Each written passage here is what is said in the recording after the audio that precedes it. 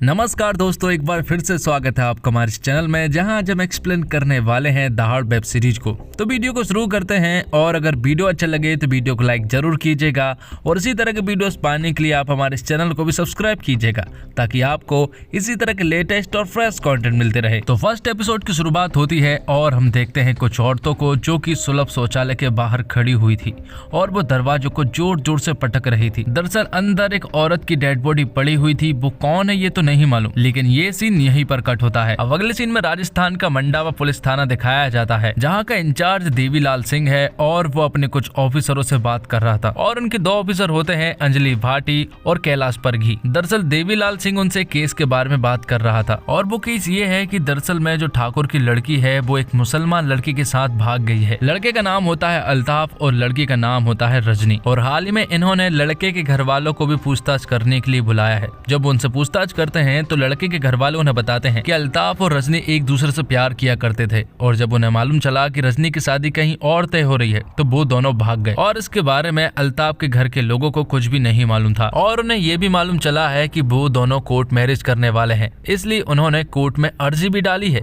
यहाँ पर देवीलाल सिंह उनसे कहते हैं कि तुम्हें रजनी के घर वाले छोड़ेंगे नहीं, इसलिए कुछ दिनों के लिए तुम दोनों कहीं दूर चले जाओ। अब अगले सीन में हम आनंद नाम के एक आदमी को देखते हैं जो कि कॉलेज में हिंदी का प्रोफेसर है। वो यहाँ पर अपने स्टूडेंट को पढ़ा रहा होता है, और पढ़ाने के बाद वो अपनी कार से घर जाने लगता है। रास्ते में उसे एक लड़की दिखती है जिसे वो देखकर कहता है कि क्या वो भवानी की बहन है, जिस पर कि वो लड़की मना कर देती है, और उसके मना करने के बाद आनंद यहाँ से चुपचाप चला जाता है। अब आनंद के घर पहुँचने के बाद हमें मालूम चलता है कि आनंद शादीशुदा है, और उसकी जो वाइफ होती है वो एक होटल में काम करती है। दूसरी तरफ अंजलि मैरिज रजिस्ट्रार के ऑफिस पहुंच चुकी थी, जहां पर कि वो रजनी की फोटो दिखाते हुए उनसे कहती है कि क्या ये लड़की यहाँ पर आई थी, जिस पर कि अंजलि को मालूम चलता है कि रजनी यहाँ पर एक लड़के के साथ आई थी, और उन्होंने मैरिज रजिस्ट्रार ऑफिस में शादी की अर्जी भी दी है। और वहाँ दूसरी तरफ मंडावा पुलिस स्टेशन में मुरली नाम के एक आदमी की एंट्री होती है, और वो कांस्टेबल से कहता है कि उसकी बहन कृष्णा किसी लड़के के साथ भाग गई है, और उसने FIR भी लिखाई है। लेकिन मुरली नीची जात वाला होता है, इसलिए कांस्टेबल उसे कमरे के बाहर पहुंचाकर FIR पढ़ने को कहता है। तो जैसा केस रजनी का हुआ है वैसा केस ही कृष्णा का भी हुआ है,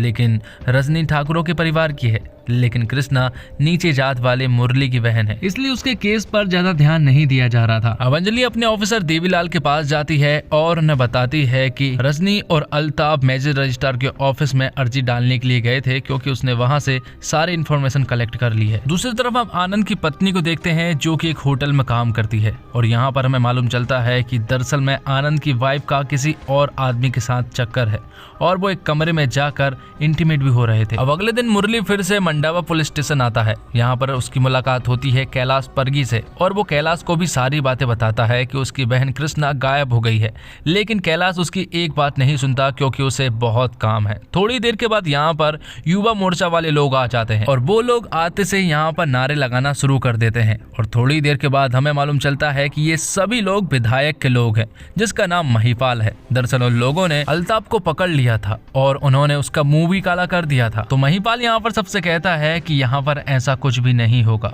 और ये सब कुछ बोलता हुआ मुरली भी सुन लेता है। मुरली को कहीं ना कहीं लगा कि ये लोग मेरी मदद कर सकते हैं, इसलिए बोन से जाकर कहता है कि उसकी बहन भी किसी मुसलमान लड़के के साथ भाग गई है। तब महिपाल के साथ मुरली को अंदर भेजा जाता है। तो यहाँ पर महिपाल देवीलाल से कहता है कि अल्ताफ को तुरंत जेल के अंदर डाला जाए, और उनको उसकी बात माननी ही पड़ती है, क्योंकि अगर महिपाल की बात वो लोग नहीं मानेंगे तो महिपाल ये बात SP से मनवा लेगा, इसलिए ना चाहते हुए भी देवीलाल को महिपाल की बात माननी ही पड़ती है। और यहाँ पर मुरली अपनी बहन कृष्णा के बारे में भी उन्हें बता देता है। मुरली यहाँ पर उन सभी को सब कुछ बता देता है। वो उन्हें बताता है कि जब उसकी बहन कृष्णा अपने घर से भागी थी तो उसने एक चिट्ठी भी छोड़कर गई थी, और वो जिस लड़के के साथ भागी है वो मुसलमान है। यहाँ दूसरी तरफ देवीलाल अल्ताफ से मिलने के लिए जाता है। उससे बात करने के दौरान देवीलाल को मालूम चलता है कि दरअसल में अल्ताफ तो निर्दोष है। तो आगे देवीलाल और अंजलि रजनी के घर पर पहुंच जाते हैं, जहां पर कि वो उसके पेरेंट्स से बात करने की सोच रहे थे, लेकिन यहाँ पर उसके पेरेंट्स वाले देवीलाल से कहते हैं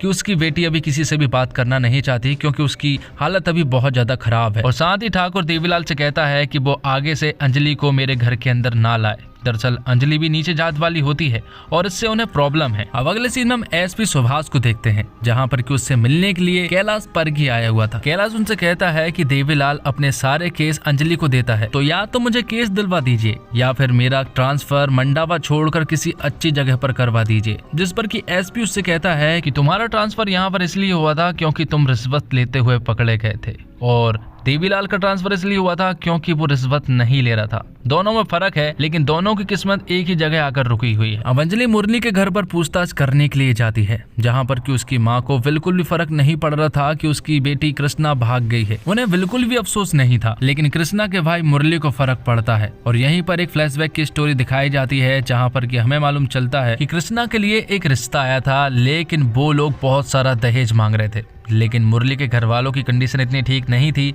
कि वो लोग इतना सारा दहेज दे पाए। और साथ ही हमें ये बात भी मालूम चलती है कि कृष्णा जो है वो सिलाई सेंटर में काम किया करती थी और उसे यहीं से कपड़े भी डिलीवर करने होते थे। और एक दिन उसे जयपुर भेजा जाता है, और जब वो जा रही थी तभी उसकी मुलाकात यहाँ पर आनंद से होती है। और आनंद उसे देखकर एक ही बात कहता है, जो कि उसने पहले भी किसी लड़की से कह चुका था। उसने उससे कहा था कि क्या वो भवानी की बहन है, जिस पर कि कृष्णा ने मना कर दिया था। तब आनंद से कहता है कि क्या वो मेरे साथ चलना पसंद करेगी, जिस पर कि कृष्णा ने फिर से मना कर दिया था। लेकिन आखिर में हम देखते हैं कि आनंद की कार खराब हो जाती है। तब दोनों मिलकर बस से जयपुर के लिए निकलते हैं और उनके बीच में दोस्ती भी हो चुकी थी। अब अगले सीन में हम एसपी को देखते हैं, जो कि देवीलाल सिंह से बात कर रहा था। दरअसल अभी तक देवीलाल के ऑफिसरों ने अल्ताफ की एफआईआर नहीं लिखी थी, क्योंकि अभी तक उनके पास कोई भी पुख्ता सबूत नहीं थे। लेकिन एसपी यहाँ पर देवीलाल से एफआईआर लिखने के लिए जोर डालता है, जबकि देवीलाल उनसे कहता है कि ये किडनैपिंग केस नहीं है, बल्कि दोनों ने मर्जी से शादी की है। लेकिन एसपी उसकी एक नहीं सुनता और फिर थोड़ी देर के बाद यहाँ पर महिपाल आ जाता है, इसलिए उन्हें एफआईआर लिखनी ही पड़ती है। अब रात को आनंद जब अपनी वाइफ के साथ सो रहा होता है, तो वो किसी तरह से उसकी वाइफ का मोबाइल का पासवर्ड खोल लेता है और वो यहाँ पर उसके मैसेजेस को चेक करने लगता है, जहाँ पर कि उसे मालूम चलता है कि उसकी वाइफ का किसी और आदमी के साथ अफेयर है। अब आगे हम एक मॉर्निंग का सीन देखते हैं, जहाँ पर कि कांस्टेबल अल्ताफ को फ्रेश कराने के लिए गया था और वो बाहर इंतजार कर रहा था।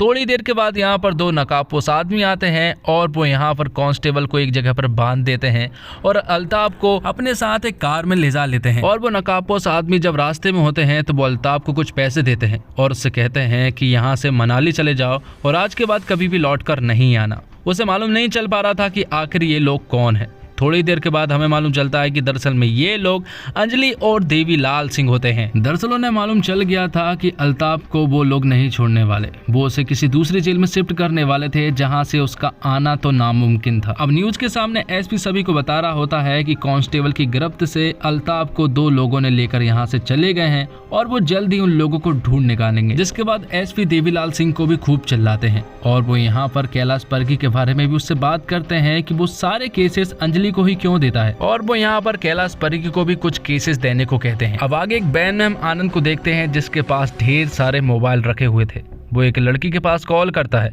और वो लड़की यहाँ पर आनंद से चिल्लाते हुए कहती है कि आज के बाद वो उसे कॉल ना करे। यहाँ पर हमें मालूम नहीं चल पा रहा होता है कि आनंद दरअसल में उन लड़कियों से क्या बात करना चाह रहा था। अब कैलाश को केस मिलते ही सबसे पहले वो कृष्णा के मोबाइल नंबर की हिस्ट्री निकलवाता है, जहाँ पर उसे मालूम चलता है कि जावेद लोहार नाम के आदमी का कॉल बार बार कृष्णा के पास आया हुआ है। और यहाँ दूसरी तरफ अंजलि जो है वो कृष्णा के साथ काम करने वाली उसकी कुछ दोस्तों से बात करती है और अंजलि को यहाँ पर मालूम चलता है कि दरअसल में कृष्णा का किसी मुसलमान लड़के के साथ अफेयर नहीं था, बल्कि उसका तो विजय से अफेयर था। अब अंजलि और परगी ने जो इन्वेस्टिगेशन की थी वो यहाँ पर देवीलाल को बताते हैं, तो कैलाश उन्हें जावेद नाम के आदमी के बारे में बताता है और यहाँ पर अंजलि उन्हें विजय के बारे में बताती है। और जैसे ही वो वहाँ से बाहर निकलते हैं तो यहाँ पर कैलाश महिपाल को ये सारी बातें बता देता है। तो जावेद लोहार जहाँ पर रहता है, महिपाल और उसके लोग वहाँ पर पहुँचने लगते हैं और यहाँ दूसरी तरफ अंजलि मुरली से बात करने के लिए पहुँच जाती है। दरअसल वो जानना चाहती है कि आखिर कृष्णा किस लड़के के साथ भागी है। यहाँ पर मुरली उन्हें बता देता है कि दरअसल में वो किसी मुसलमान लड़के के साथ नहीं बल्कि विजय के साथ भागी है। पुलिस वाले उसका साथ नहीं दे रहे थे, इसलिए उसने किसी मुसलमान लड़के का नाम बताया और इसी कारण युवा मोर्चा के लोगों ने भी उसका साथ दिया। और यहाँ पर मुरली अंजलि को ये भी बता देता है कि जावेद की जान खतरे में है, क्योंकि हाल ही में उसके पास महिपाल का कॉल आया था। यहाँ पर महिपाल के लोग जावेद लोहार को पकड़ लेते हैं और अपने साथ ले जाने लगते हैं। यहाँ दूसरी तरफ हम देखते हैं कि अंजलि और देवीलाल सिंह अपने सारी यूनिट को लेकर वहाँ पर पहुँच रहे होते हैं, लेकिन जब तक तो जावेद लोहार को लोगों ने रेल की पटरी पर बांध दिया था वो उसके साथ सेल्फी भी खिंचा रहे थे और वो उससे पूछ भी रहे थे कि उसने कृष्णा को लेकर कहां पर भागा है, लेकिन वो इनोसेंट था, उसे कुछ भी नहीं मालूम था, इसलिए वो कुछ भी नहीं बता पाता। थोड़ी देर के बाद यहाँ पर पुलिस की जीप आ जाती है और उसे देखते ही महिपाल के लोग यहाँ से भाग जाते हैं। तो एक तरफ पुलिस की जीप यहाँ पर आ रही होती है, दूसरी तरफ पटरी पर ट्रेन भी आ चुकी थी और वो जावेद से कुछ ही दूरी पर थी। और इसी के साथ पहला एपिसोड यहीं पर खत्म होता है। तो वीडियो अच्छी लगी हो तो वीडियो को लाइक जरूर कीजिएगा और इसी तरह के वीडियोस पाने के लिए आप हमारे इस चैनल को भी सब्सक्राइब कीजिएगा, ताकि आपको इसी तरह के लेटेस्ट और फ्रेश कंटेंट मिलते रहे। मिलते हैं एक और एपिसोड के साथ, तब तक के लिए आप हमारे इस चैनल के साथ बने रहिए। धन्यवाद। जय हिंद, जय भारत, जय श्री राम।